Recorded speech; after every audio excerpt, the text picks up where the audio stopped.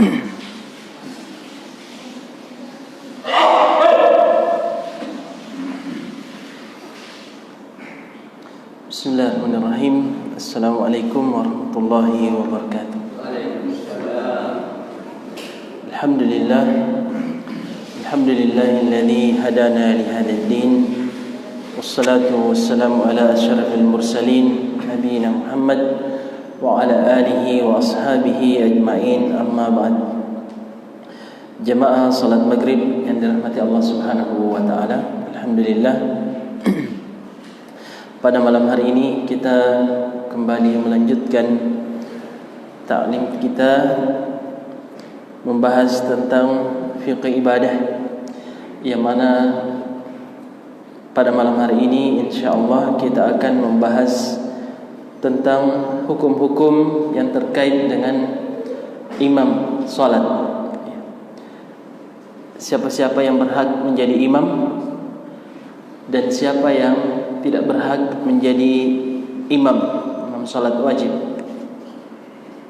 Jamaah sekalian, tentu menjadi imam salat berjamaah adalah suatu amalan wazifah yang sangat mulia, pekerjaan yang sangat mulia.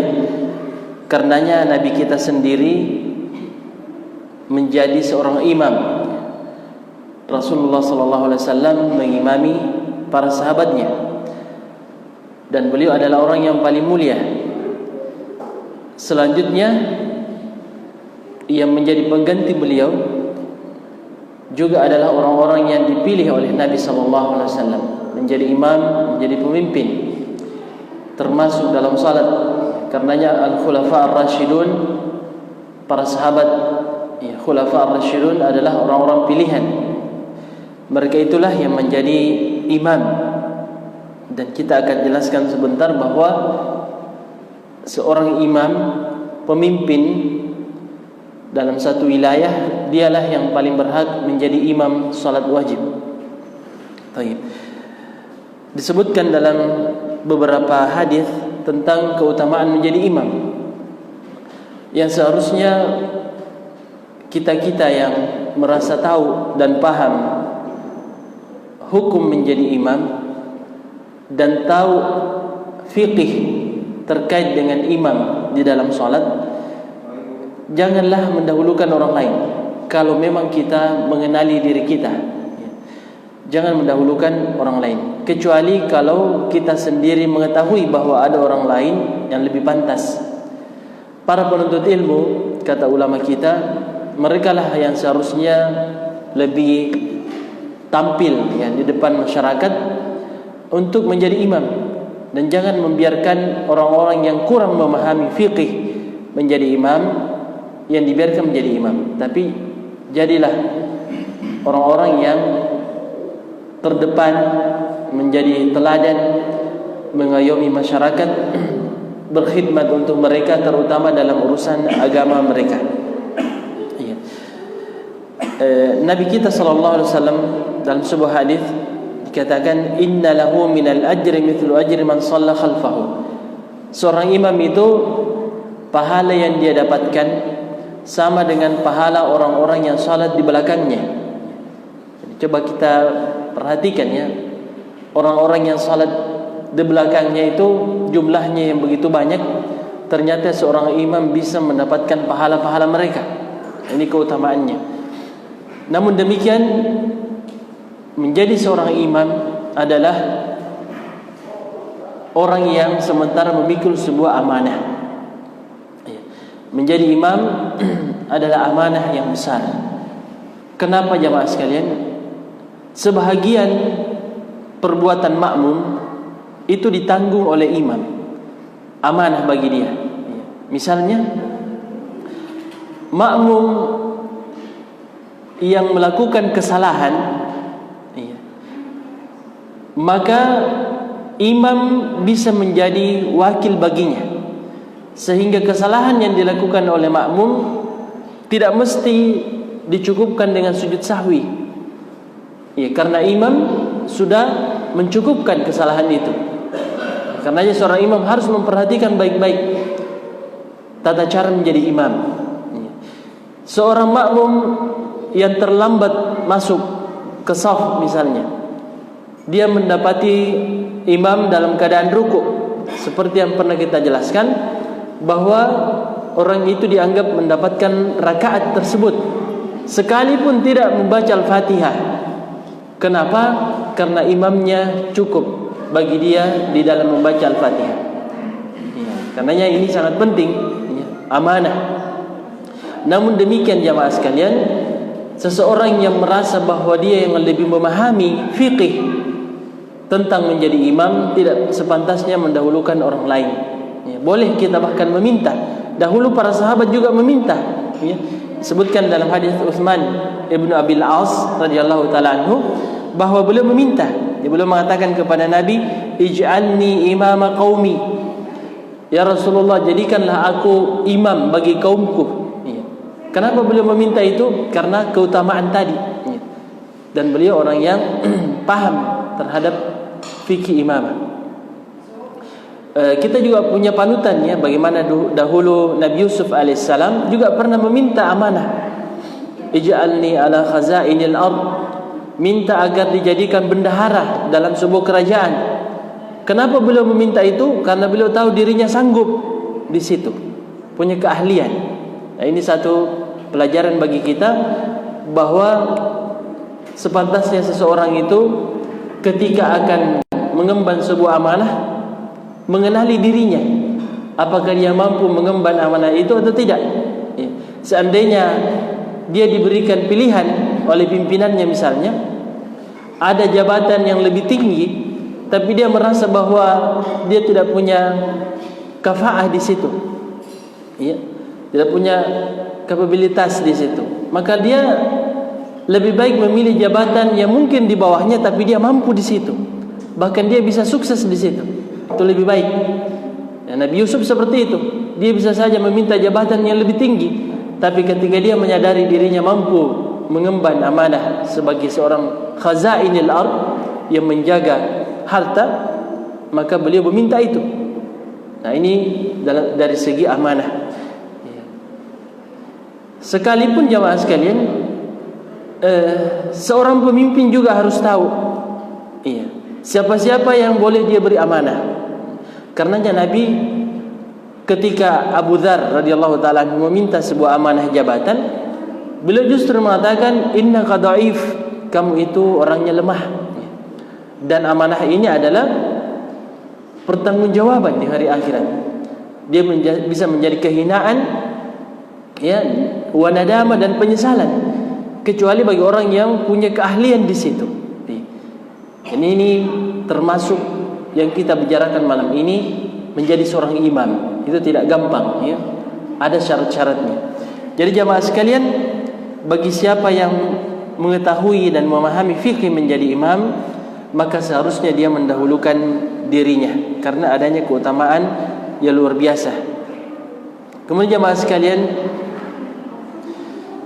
orang yang menjadi imam ini salah satu bukti keutamaannya juga, bahwa ini bahagian daripada al-imamatu fid din, kepemimpinan dalam agama.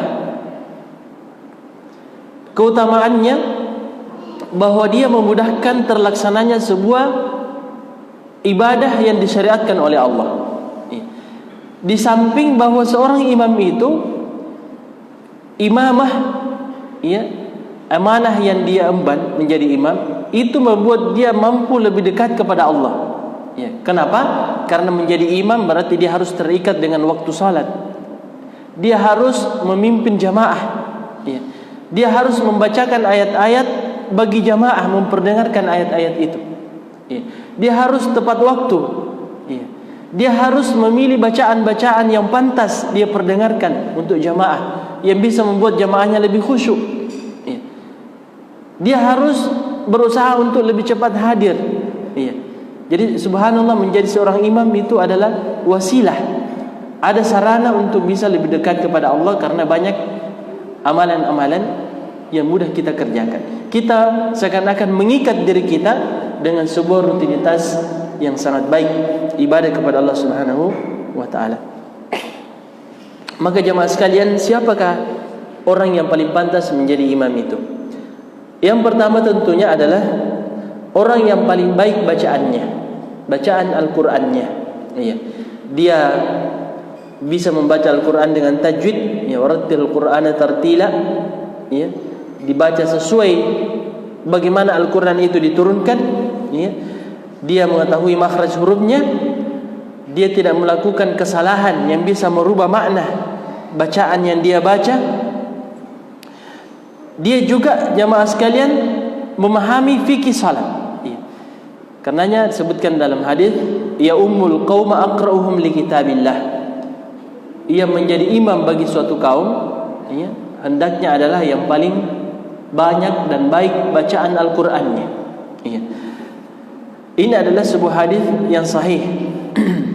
Namun sebagian ulama kita mengatakan bahwa yang lebih diutamakan adalah yang paling faqih, yang paling paham hukum-hukum salat, utamanya menjadi imam, yang lebih paham.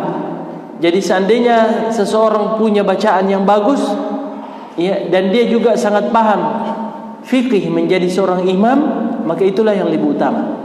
Jadi seandainya ada dua orang yang sama bacaannya, ya, maka dilihat siapa di antara keduanya yang paling paham fikih menjadi imam, ya, yang paling paham tata cara menjadi imam. Kenapa? Kata ulama kita bahwa kalau dari segi bacaan itu permasalahannya terbatas, ya. Hukum-hukum tajwid, bacaan-bacaan yang dibaca dalam sholat yang dia pilih.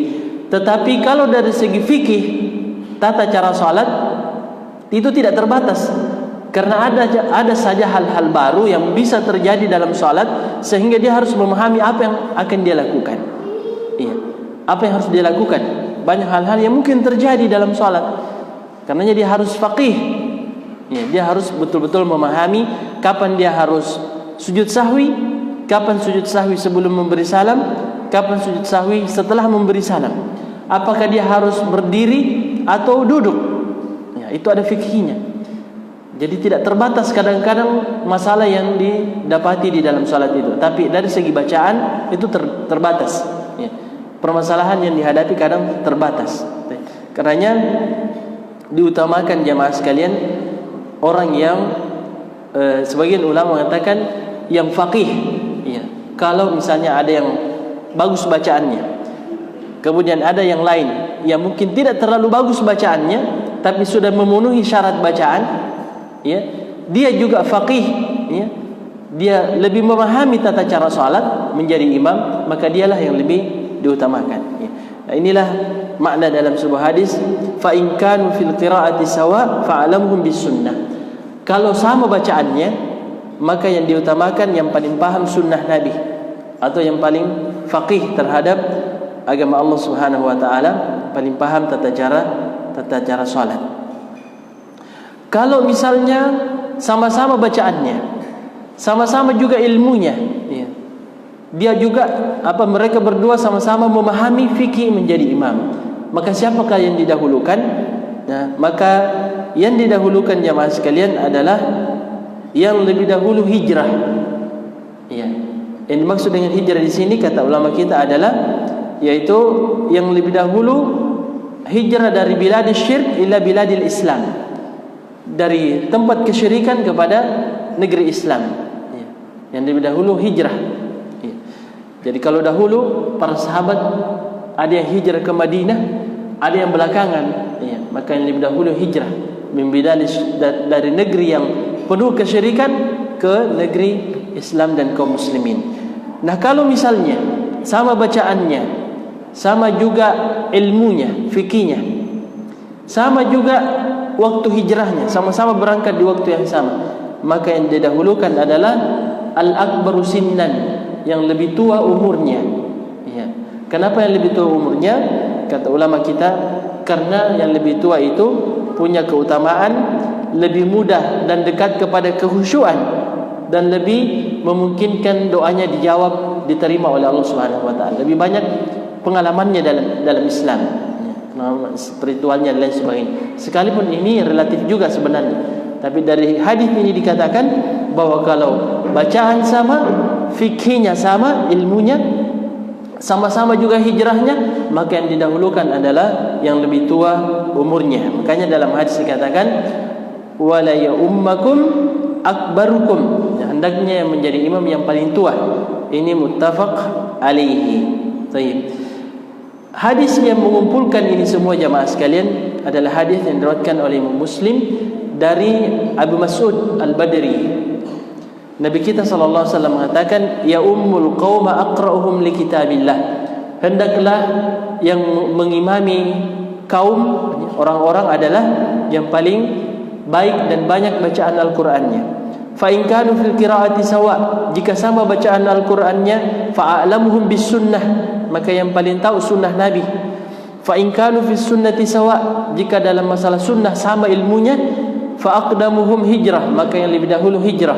Fa in kanu fil hijrati sawa, fa aqdamuhum sinnan, kalau sama-sama hijrahnya, maka yang lebih tua umurnya. Baik. Berarti di sini jamaah sekalian tidak disebutkan sebagian tempat tidak boleh menjadi imam kalau belum haji, belum putih songkoknya. Ada yang pernah dapati. Ada juga yang tidak mau diimami kalau imamnya belum menikah. Ini semua tidak ada landasannya jamaah sekalian. Bahkan dahulu para sahabat, ada yang sudah menjadi imam padahal umurnya baru belasan tahun. Bahkan ada yang 7 tahun. Seorang sahabat umurnya masih 7 tahun, tapi dahulu beda. Dengan kita saat ini umur 7 tahun masih sangat muda dan belum terlalu dewasa kelihatan. Tapi dulu orang Arab itu umur 7 tahun itu sudah nampak dewasa.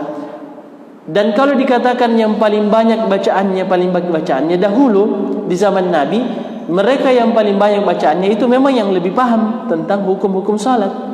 Beda dengan saat ini. Kadang ada orang yang banyak bacaan Qur'annya, hafalannya, tapi belum terlalu paham fikih menjadi imam.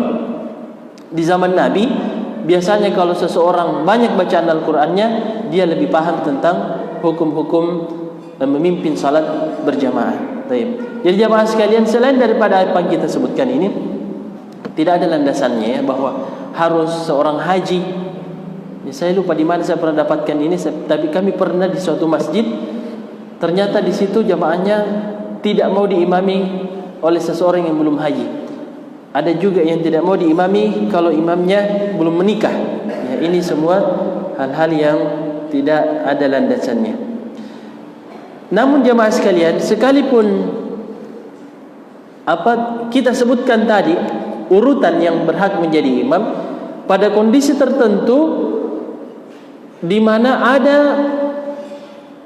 orang-orang yang tidak boleh digantikan menjadi imam, sekalipun orang yang hadir atau makmum ada yang lebih baik dari dia, lebih banyak bacaannya atau lebih paham sunnah, tetap orang itu tidak boleh digantikan. Ini perlu kita pahami. Yang pertama adalah jika dia adalah seorang imam yang disahkan, imam rawatib yang sudah disepakati. Apalagi kalau dia diangkat oleh seorang imam, pemimpin. Jadi kalau sudah disepakati adanya seorang imam rawatib di suatu masjid, sekalipun ada yang datang misalnya makmum yang lebih paham dari dia, lebih berilmu dari dia, lebih banyak hafalannya, maka tidak boleh orang itu menggantikan dia jadi imam kecuali dengan izinnya. Harus minta izin dulu.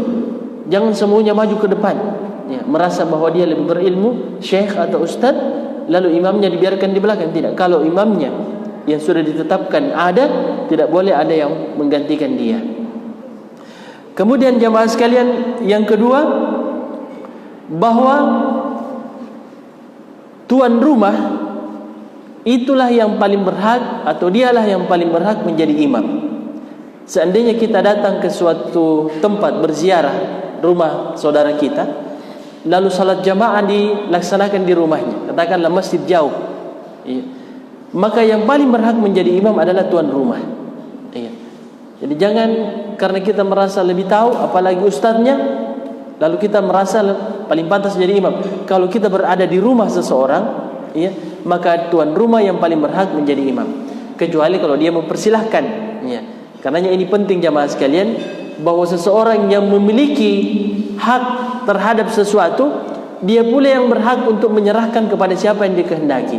Ya. Berarti seorang tuan rumah atau pemimpin, ya, maka dialah yang lebih berhak menjadi imam. Kalau dia yang paling berhak menjadi imam, berarti dia juga yang berhak menyerahkan kepada siapa yang dia inginkan. Silahkan kita jadi imam, boleh. Tapi orang itu tidak boleh dia yang maju begitu saja tanpa izin tuan rumah atau pemimpin. Misalnya lurah, ya. Kalau ada seorang lurah di suatu tempat, maka seharusnya dia menjadi imam. Seharusnya memang begitu. Iya. Kalau misalnya di suatu wilayah ada seorang gubernur, dekat rumahnya ada masjid dan dia salat di situ, salat 5 waktu, maka dialah yang paling berhak menjadi imam di situ. Ini menjadi masalah karena kadang-kadang pemimpin tidak tahu salat. Ya. Bagaimana bisa jadi imam? Ya. Yang dipilih adalah orang yang tidak terlalu paham salat. Sebenarnya lebih masalah yang memilih dia, ya. Pemimpinnya yang pilih dia. Kenapa yang dipilih orang yang tidak bisa salat? Ini ada syarat jamaah sekalian, bahwa seorang pemimpin itu yang dipilih adalah yang paham salat. Ya. Tidak boleh orang-orang yang terkenal saja, ya. Apalagi kalau hanya pencitraan, harus yang paham salat. Karenanya dalam hadis ini terkait pembahasan kita jamaah sekalian, bahwa tidak boleh seseorang memberontak, ya, kepada seorang pemimpin selama pemimpin itu menjaga salatnya. Itu tidak boleh sama sekali. Ya, tapi kalau seorang pemimpin sudah jelas-jelas kekufurannya, ya, maka pada kondisi tertentu boleh saja seseorang memberontak, boleh. Pada kondisi tertentu, ya, tidak selamanya. Ya, ada maslahat mudaratnya. Ya. Tapi kalau dia masih salat, makanya di dalam memilih seorang pemimpin ada karakter dalam Islam yang digariskan begitu jelas siapa yang seharusnya menjadi imam, baik pemimpin suatu wilayah ataupun pemimpin di dalam salat. Ya. Kemudian jamaah sekalian, ya, kita sebutkan tadi as-sultan. Jadi yang pertama yang tidak boleh digantikan sekalipun ada yang lebih baik dari dia adalah imam salat rawatib. Yang kedua adalah tuan rumah, ya, yang punya rumah. Yang ketiga adalah pemimpin suatu wilayah, tidak boleh digantikan. Ini semua dikumpulkan dalam sebuah hadis, yaitu hadis Nabi SAW, la ya'ummur rajulu fi baitihi wala fi sultanihi. Ya. Tidak boleh seseorang menjadi imam di rumah orang lain, ya, atau pada wilayah kekuasaan orang lain kecuali dengan izinnya. Ya. Tidak boleh seseorang menjadi imam di rumah orang lain dan juga di dalam kekuasaan orang lain, illa biidnihi, kecuali dengan izinnya. Dalam hadis riwayat Muslim dikatakan, wala ya'ummanna ar-rajulu ar-rajula fi ahlihi wala fi sultanihi illa biidnihi. Dan janganlah seseorang mengimami orang lain di dalam keluarganya atau rumahnya dan juga dalam kekuasaannya kecuali dengan seizinnya. Iya, nah, ini sangat penting. Ya, karena ulama kita menjadikan ini perkara yang sangat krusial, banyak maslahat mudaratnya. Jadi jika demikian jamaah sekalian, nampaklah bahwa imamah, ya, menjadi imam dalam salat itu mengandung kemuliaan, ya, mengandung keutamaan di dalam Islam, karena seorang imam itu harus menjadi qudwah, menjadi teladan yang baik. Ya. Dialah orang yang harus lebih dahulu memperlihatkan kebaikan. Karenanya jamaah sekalian, faidah bahwa seorang imam itu, imam salat rawatib, bukan hanya dia menjadi imam saja tugasnya, sebaiknya dia juga yang sering memberi taujihat. Dia yang menjadi khatib Jumat, sebaiknya begitu. Kami waktu di Saudi, ternyata di masjid-masjid itu, masjid salat berjamaah atau masjid Jumat, selalu yang menjadi khatib salat Jumat adalah imam rawatibnya. Begitu di mana-mana kami dapati. Iya, setiap Jumat tidak perlu orang capek-capek cari khatib, ya. Karena yang menjadi imam, ya, imam salat rawatib, dia juga yang sudah persiapkan semua jadwal materi-materi khutbahnya. Itu dalam setahun sudah ada, dia persiapkan. Iya. Dan kami pernah, ya, karena dekat juga dengan salah seorang imam masjid di sana, itu setiap pekan khutbah-khutbahnya itu dalam bentuk catatan ya, itu diserahkan ke kami ya, supaya bisa ditranskrip dan bisa dijadikan video ya, bisa dibuka di YouTube ya. Jadi itu selama setahun ada direkam ya, dalam bentuk sautiat MP3 itu ada dalam video-video. Subhanallah, jadi tidak perlu orang capek-capek. Karenanya coba kita lihat di Masjidil Haram yang menjadi imam rawatib, dia juga yang khatib Jumat ya. Syekh Abdurrahman As-Sudais, dia juga yang khutbah ya. Syekh Syuraim, dia imam Masjidil Haram, dia juga yang khutbah Jumat. Dan di masjid di luar Masjidil Haram dan Masjid Nabawi juga seperti itu ya. Jadi tugas imam jamaah sekalian sebenarnya bukan saja mengimami orang salat berjamaah, tapi sebaiknya dia yang banyak memberikan manfaat kepada jamaah itu, mengarahkan dan lain sebagainya. Iya. Karenanya ini disebutkan dalam doa ibadur rahman ya, tentang keutamaan menjadi imam. Walladzina yaquluna rabbana hab lana min azwajina wa dzurriyyatina qurrata a'yun waj'alna lil muttaqina imama. Ya, waj'alna, dan jadikanlah kami imam bagi orang-orang yang bertakwa. Ya, karenanya kami katakan pada mukaddimah tadi bahwa menjadi seorang imam itu satu kemuliaan sebenarnya. Ya, janganlah kita selalu minder, tidak mau diangkat menjadi imam rawatib. Iya, sebenarnya itu salah satu pintu kebaikan. Ya, andai kata kita memahaminya. Dan orang ketika diangkat menjadi imam biasanya muncul semangatnya untuk belajar. Jangan sampai salah, ya. Takut salah, akhirnya dia belajar. Dia akan terus belajar. Jadi kalau dia mengumpulkan fikih menjadi imam, bisa memberikan manfaat, selalu memperdengarkan bacaan-bacaan yang sejuk di dalam salat. Lalu dia juga yang sering menyampaikan petuah-petuah, ya, menyatulah dalam dirinya pada amanahnya itu kebaikan yang luar biasa. Baik. Kemudian jemaah sekalian, kita sebutkan tentang orang-orang yang tidak berhak menjadi imam. Iya. Jadi kalau kita memahami bahwa menjadi imam dalam salat adalah tanggung jawab yang besar, maka seharusnya yang menjadi imam itu adalah orang yang siap bertanggung jawab, yang tahu bahwa dirinya pantas menjadi imam. Karenanya orang fasik itu tidak boleh jadi imam. Apa yang dimaksud dengan fasik? Al-fisq ya, kefasikan itu terbagi dua.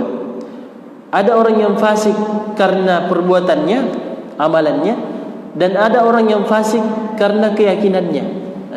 Ada namanya fiskun i'tiqadi dan ada fiskun amali. Iya. Orang yang fasik karena perbuatannya adalah orang yang selalu berbuat dosa besar. Iya, seperti berzina, mencuri, berdusta, iya, minum khamar. Orang seperti ini tidak pantas menjadi imam. Ya, karena menjadi imam amanah. Ada keteladanan. Ya.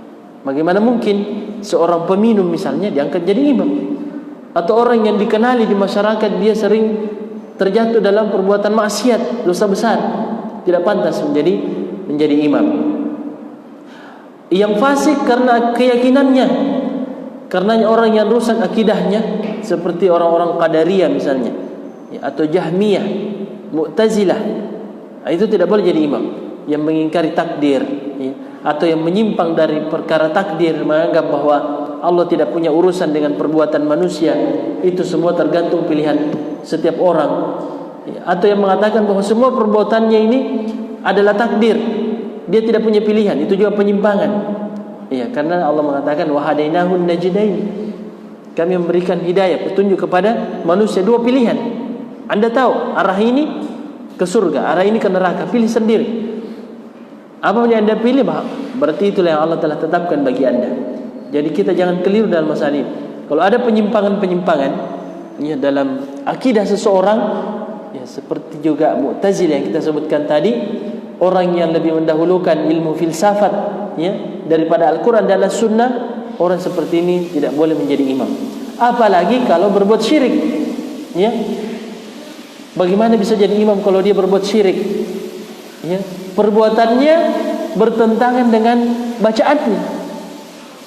Dia baca dalam Al-Fatihah, Iyyaka na'budu wa iyyaka nasta'in. Engkaulah ya Allah yang kami sembah, dan engkaulah juga yang kami minta pertolongan. Tapi kadang-kadang juga minta pertolongan kepada pohon-pohon yang dikeramatkan. atau kuburan, atau biasanya orang-orang Bugis Makassar ada yang di atas atap rumahnya itu yang sering dibawakan sesajian, istilahnya orang Makassar boy. Ini penyimpangan-penyimpangan yang membuat seseorang rusak al-fatihahnya, tidak pantas jadi imam. Dia mengatakan iyyaka na'budu wa iyyaka nasta'in, engkaulah yang kami sembah, engkaulah yang kami minta pertolongan ya Allah, tapi kadang-kadang minta juga kepada yang lain. Nah, ini rusak al-fatihahnya ini. Padahal al-fatihah adalah rukun sahnya salat. Ya, la salata liman lam yaqra bi fatihatil kitab. Tidak ada salat bagi orang yang tidak membaca al-fatihah. Makanya tidak boleh jadi imam. Karena kalau saja maksiat mudah dia lakukan, maka kemungkinan untuk melakukan kekeliruan dalam salat itu juga besar. Bisa. Kita tidak tahu apa yang dia lakukan dalam salatnya, apa yang dia baca, bahkan kita tidak tahu. Muttaham. Karena orang fasik itu tidak semua ucapannya diterima. Ya ayyuhalladzina amanu in ja'akum fasiqun binaba'in fatabayyanu. Kalau ada orang fasik, wahai orang yang beriman, datang dengan sebuah berita, jangan langsung diterima. Tapi tabayun dulu. Perhatikan dulu, cari dulu akar dari mana asalnya berita yang dia bawa itu. Itu orang fasik. Makanya dia tidak boleh menjadi imam. Termasuk juga jemaah sekalian, ini dalilnya afwan. Agak panjang dalilnya tapi saya ambil intinya di sini, wala ya umma fajir mu'minan. Hadis riwayat Ibnu Majah, dan janganlah seorang fajir, pelaku dosa, fujur, mengimami orang beriman. Tidak boleh pelaku dosa-dosa besar mengimami orang beriman. Ini tidak diperbolehkan, yang jelas larangannya. Tidak boleh juga menjadi imam orang yang tidak bisa memenuhi rukun-rukun salat. Misalnya ada orang yang tidak bisa ruku, dia tidak bisa bengkokkan lututnya, itu tidak boleh jadi imam. Karena kita harus mencontohi dia. Kalau dia misalnya punya cacat, tidak bisa dia ruku ataupun sujud, maka tidak boleh jadi imam. Kecuali kalau imam rawatibnya yang tiba-tiba sakit, dia ditetapkan menjadi imam di sebuah masjid, lalu tiba-tiba sakit dan tidak bisa salat berdiri. Kita tahu berdiri itu adalah rukun salat. Harus kita pahami ini. Bagi orang yang mampu salat wajib tidak boleh duduk kalau dia mampu berdiri. Tapi kalau imam rawatib yang tiba-tiba sakit lalu tidak bisa berdiri, dia harus salat duduk, maka dia tetap boleh jadi imam. Bagaimana dengan makmumnya? Makmumnya mengikuti imamnya salat duduk. Dan harus kita pahami betul-betul imam rawatib itu harus didahulukan Karena kalau dia tidak bisa berdiri, maka boleh dia menjadi imam dalam keadaan duduk, dan kita juga ikut di belakangnya dalam keadaan duduk. Sekalipun lebih baik kalau dia mewakilkan orang lain. Ini silakan dia pilih orang lain menggantikan dia. Kalau ada orang yang diangkat menjadi imam rawatib yang kita katakan tadi, dia yang lebih utama jadi imam, tapi secara umum rukun-rukun salat memang sudah tidak bisa lagi dia kerjakan, sudah tidak bisa berdiri, tidak bisa ruku, ternyata dia juga sudah tidak bisa duduk, salatnya berbaring, ini tidak boleh jadi imam. Jelas tidak boleh lagi menjadi imam. Lebih baik dia amanahkan kepada orang lain. Nah, ini kira-kira jamaah sekalian tentang imam salat rawatib yang harus kita pahami, bahwa ada kondisi tertentu di mana dia boleh mewakilkan dan digantikan orang lain. Tidak boleh juga menjadi imam orang yang selalu dalam keadaan hadas, atau istilahnya sulusul baul, sedikit-sedikit keluar air kencingnya, maka ini tidak boleh jadi imam. Misalnya beberapa menit keluar lagi sedikit, nah ini harus dia jaga, maka tidak boleh jadi imam. Kecuali jika makmumnya juga begitu semua. Kalau makmumnya begitu semua penyakitnya, maka boleh dia jadi imam. Tapi selama ada yang lain yang bisa menggantikan dia, maka sebaiknya dia jangan menjadi imam. Karena tidak boleh seorang imam mengimami orang lain dalam keadaan berhadas, dalam keadaan hadas atau bernajis. Jadi kalau misalnya seorang imam misalnya Ini fikih ya. Sementara salat dia sadar bahwa dia dalam keadaan junub. Nah, bagaimana itu? Maka salatnya batal. Salatnya batal. Bagaimana jamaah sekalian jika ya, seseorang menjadi imam, sudah selesai salat baru dia sadar bahwa dia belum mandi wajib? Apakah makmum harus ulangi salatnya semua? Kembali ke masjid umumkan? Kan bikin malu kalau diumumkan di masjid. Jawabannya, salatnya makmum benar, tidak perlu diulangi ya. Dia sebagai imam yang harus ulangi salatnya. Nah, ini disebutkan dalam hadis ya, hadis bahwa orang yang salat di belakangnya sah salatnya, tapi dia sebagai imam harus mengulangi salatnya. Idza shallal junubu bil qaum aada salatahu. Dalam sebuah hadis Nabi dikatakan, apabila orang yang junub iya mengimami suatu kaum iya, maka dia mengulangi salatnya, wa tammat lil qaumi salatuhum, tapi sudah sempurna salatnya orang yang diimami. Nah, ini faedah ya, bahwa tidak perlu makmum mengulangi. Makanya subhanallah, menjadi imam itu juga amanah ya, amanah ya. Tidak boleh juga ini dalam sebuah hadis, seorang yang bacaannya kurang bagus menjadi imam, terutama jika bacaannya itu merubah makna ayat ataupun bacaan atau lafaz. Dia tidak bisa misalnya membedakan penyebutan huruf-huruf atau makhraj huruf, tidak boleh. To dengan ta tidak bisa dibedakan, maka ini tidak boleh jadi imam. Dia merubah makna ayat, misalnya surah Al-Fatihah yang merupakan rukun, yang seharusnya dia baca an'amta, dia baca an'amtu. Apa bedanya itu? Kalau an'amta yang engkau beri nikmat, kalau an'amtu yang aku beri nikmat, itu kan beda sekali. Iya.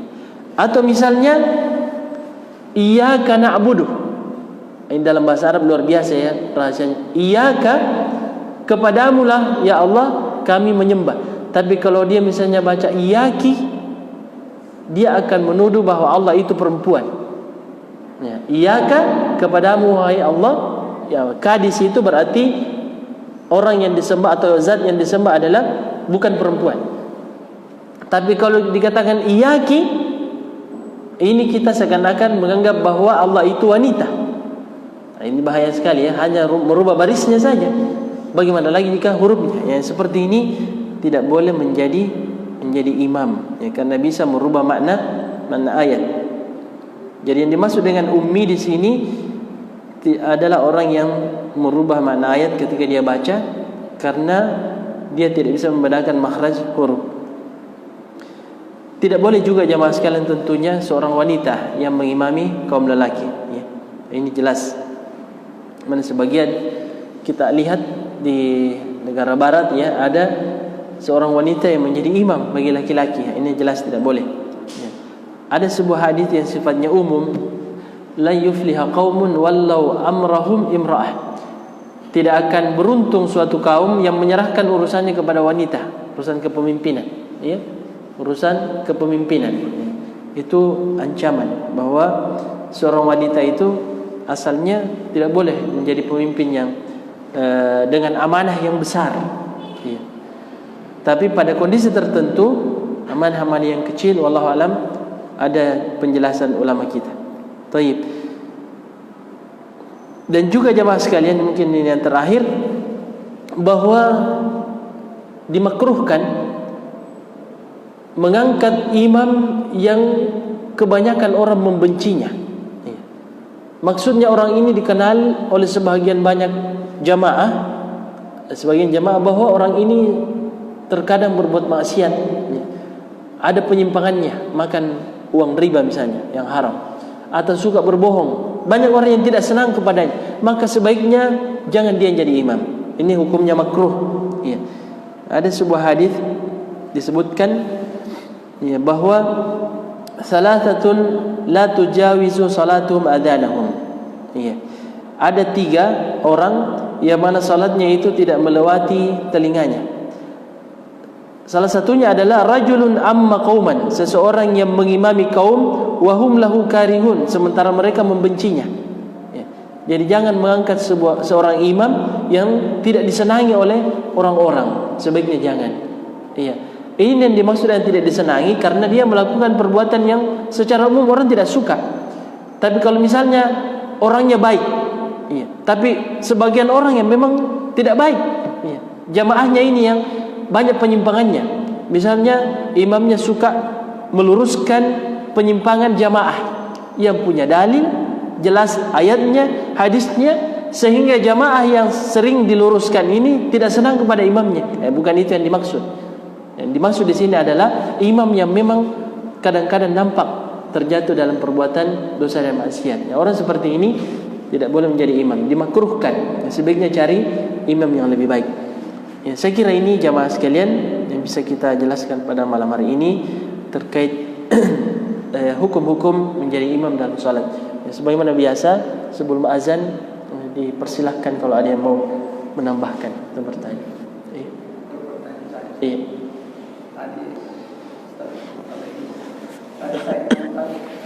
Tapi saya ini kurang bagus bacaan. Tapi saya imannya terlambat. Jamaah suruh bersabda saya. Gimana mungkin? Iya. Ini disebutkan juga tadi bahwa sebaiknya itu kita bersabar, tunggu imamnya. Sebaiknya begitu. Iya. Untuk lebih teraturnya harus bikin aturan bahwa kalau imam terlambat 5 menit, iya, maka dia mengamanahkan kepada jamaah atau muazzin. Sebaiknya begitu. Ya, jadi jangan misalnya imam terlambat, sudah lewat juga 10 menit, kita masih paksakan makmum, kita harus tunggu dulu. Ya, tidak benar juga. Tapi buat kesepakatan bahwa kalau imam sudah telat lebih dari 5 menit, sudah iqamah saja dan silahkan makmum ya, mewakilkan atau mewakili imam. Seharusnya begitu. Ya, jadi tidak masalah kalau memang imamnya terlambat. Karena kan jadi masalah kalau imamnya tidak datang karena sakit, apa kita tunggu terus? Tidak ada kabar. Ya, jadi bikin kesepakatan bahwa kalau lebih dari 5 menit silahkan diiqamah. Makmum juga harus paham itu. Ya, karena kita kadang-kadang makmum merasa wah sudah lama ini, maju lagi, anu nih. Iya, jadi makmum juga harus paham bahwa kalau sudah ada imam rawatib, sebaiknya kita bersabar. Sebenarnya kita bersabar beberapa menit. Ya, kecuali kalau lewat waktu yang disepakati, maka silahkan diiqamah. Makanya sebenarnya yang paling berhak menyuruh iqamah adalah imam. Ya, ini harus kita pahami bahwa tidak boleh muazzin iqamah tanpa perintah imam. Ini. Jadi kalau imam datang dia lihat dan sudah beri isyarat diiqamah. Kalau imamnya misalnya datang dan belum disuruh iqamah, jangan diiqamah. Ya, itu aturannya memang bahwa imam itu yang mengatur salat berjamaah. Karena boleh jadi imamnya lagi murajaah, ulang-ulangi hafalannya mau dibaca. Kita sudah iqamah. Itu masalah. Iya, itu satu contoh saja. Jadi imam itu berhak untuk menyuruh untuk segera diiqamah atau menyuruh menahan sedikit. Makanya Nabi juga, Nabi kita sallallahu alaihi wasallam kadang-kadang mengulur waktu untuk menunggu jamaah. Ya, jadi supaya adil, jamaah juga harus tunggu sebentar imam. Ya, Nabi itu kadang-kadang melihat jamaah masih kurang, diundur sedikit supaya menunggu yang lain. Ada yang sementara wudu, ada yang siap-siap di rumahnya. Tidak ada salahnya kita tunggu sebentar. Iya. Jadi imam juga begitu. Kalau agak terlambat, mari jamaah juga harus sabar sedikit. Sebagaimana imam juga kadang menunggu kita. Ya, memang betul ada waktu yang sudah ditentukan. Tapi ini kan tidak mutlak. Iya. Ini cuma untuk mengatur saja. Kalau memang ada kondisi di mana kita harus bersabar sedikit, misalnya ada kegiatan di depan. Iya. Yang mana kegiatan itu ribut.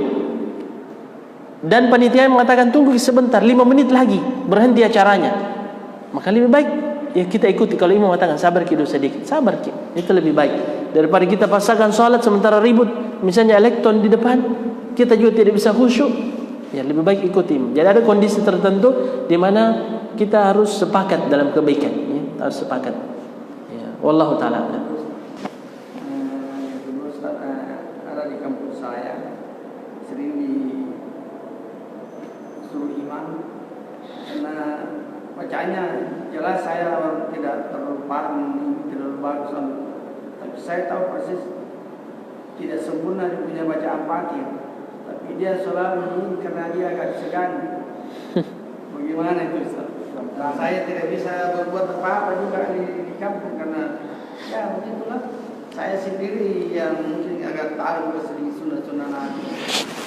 Saya bisa karena mungkin ini tahu di kampung itu. Bahkan keluarga saya sendiri jangan berbicara kalau di sini tidak ada yang terima itu. Tidak. Semua kalau ayah begini. Rata-rata begitu Ustaz. Kalau kita kasih saran jangan kalau sedikit jangan tidak paham dalil apa jangan begini. Bagaimana? Iya. Jadi bukan cuma di tempat tak, baik tempat-tempat lain juga begitu. Kalau ada kita lihat bahwa imamnya ini melakukan penyimpangan yang parah, misalnya dia musyrik, berbuat syirik, maka memang kita tidak boleh salat di belakangnya. Iya. Kita dibolehkan salat di belakang orang yang tidak dikenali akidahnya, boleh. Namanya majhulul hal. Misalnya kita musafir, kita singgah di suatu kampung, kita tidak tahu imamnya ini akidahnya bagaimana, keyakinannya bagaimana, maka boleh kita salat di belakangnya. Tapi kalau ketahuan imamnya ini sujud di kuburan, tidak boleh kita salat di belakangnya. Tidak boleh. Termasuk di kampung misalnya, kita tahu imamnya ini berantakan bacaan Al-Fatihahnya, merubah makna Al-Fatihah. Kalau masih ada masjid yang lain yang lebih bagus bacaannya, salat di situ saja. Iya. Karena dalam hal ini tidak ada istilah kita bersatu dalam kerusakan. Kita hanya boleh bersatu kalau penyimpangan itu sederhana. Katakanlah seperti tadi, sekedar dia punya keyakinan kalau memberi salam, assalamualaikum warahmatullahi, dia buka tangan kanannya, ke kiri buka tangan kirinya, itu penyimpangan yang mungkin tidak sampai kepada kesyirikan, masih bisa dimaafkan. Tapi kalau akidahnya memang yang rusak, maka ini tidak boleh jadi imam. Jadi ada kekeliruan yang menurut kita dilakukan oleh seseorang yang masih bisa dimaafkan. Iya. Tapi ada yang memang sudah tidak bisa, ini tidak boleh jadi imam. Tidak boleh kita salat di belakangnya. Misalnya pelaku bid'ah, apakah boleh salat di belakang imam yang melakukan bid'ah? Tergantung bid'ahnya. Bid'ah terbagi dua. Ada bid'ah mufassiqah, ada bid'ah mukaffirah. Ada bid'ah yang kita anggap bahwa itu dosa, bahkan bisa saja dosa besar, tapi dia tidak sampai kepada kekufuran. Ada bid'ah yang kalau dia lakukan dia jatuh kepada kekufuran, keluar dari Islam, maka ini tidak boleh jadi imam, tidak boleh kita salat di belakangnya. Iya. Misalnya dia meyakini bahwa orang yang maulid Nabi, iya, maka dia memuliakan Nabi dengan acara itu. Iya, misalnya maulid Nabi, dia baca bacaan yang sebenarnya dia juga tidak paham. Iya. Maka yang seperti ini bisa dimaafkan. Tapi kalau sampai dia melakukan maulid Nabi lalu meyakini bahwa maulid Nabi lebih baik daripada salat 5 waktu, kan ada begitu. Ya, di daerah Cikoang ya. Di sana pernah kami dengar dari orang tua kami pernah di sana. Orang-orang bilang di sana, orang kalau salat Idul Fitri itu tidak apa-apa orang tidak pakai songkok, tapi kalau maulid harus pakai songkok. Apa kira-kira bunyi? Iya, habis-habisan. Iya. Maka apa? Nasi dimasak setengah masak. Ditaruh di bakul besar. Baru dinaikkan di perahu, didorong masuk ke laut. Iya. Itu sudah kesyirikan karena dia bagaikan sesajian. Itu bahaya begini. Apalagi salatnya saya sudah berantakan. Nah, ini tidak boleh jadi imam seperti ini. Ya. Kita yang rusak di belakang karena dia rusak Fatihahnya yang merupakan rukun salat. Tapi kalau bid'ahnya itu tidak sampai pada kekufuran, itu boleh saja. Seperti yang kita contohkan tadi. Bahkan ada masalah khilaf yang boleh dimaafkan. Misalnya kalau imamnya tidak melipat tangannya, misalnya seandainya ada, dia imam tapi Allahu Akbar langsung diturunkan tangannya, tidak mau lipat tangannya, tapi dia punya dalil, maka ini boleh jadi imam. Karena melipat tangan itu hukumnya sunnah, boleh juga diturunkan. Dan ini di sebagian wilayah ya, kami pernah bertemu dengan jamaah seperti ini di Saudi. Ya, yang lain bikin masalah. Bayangkan ya, imamnya tidak lipat tangannya jadi imam. Beberapa orang temannya di belakang tidak melipat tangannya juga.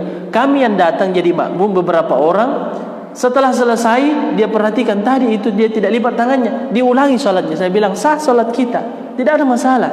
Karena melipat tangan itu sunnah, bukan wajib. Jadi tidak perlu diulangi. Iya, itu masalah. Berarti ini tidak paham khilaf bahwa imam itu tidak semua yang dilakukan yang bertentangan dengan apa yang kita lakukan kemudian membatalkan sholatnya, tidak. Iya. Ada yang boleh. Ulama kita juga beda pendapat. Iya. Wallahu taala alam. Saya kira ini ya, kalau sudah tidak ada lagi, jazakumullahu khairan.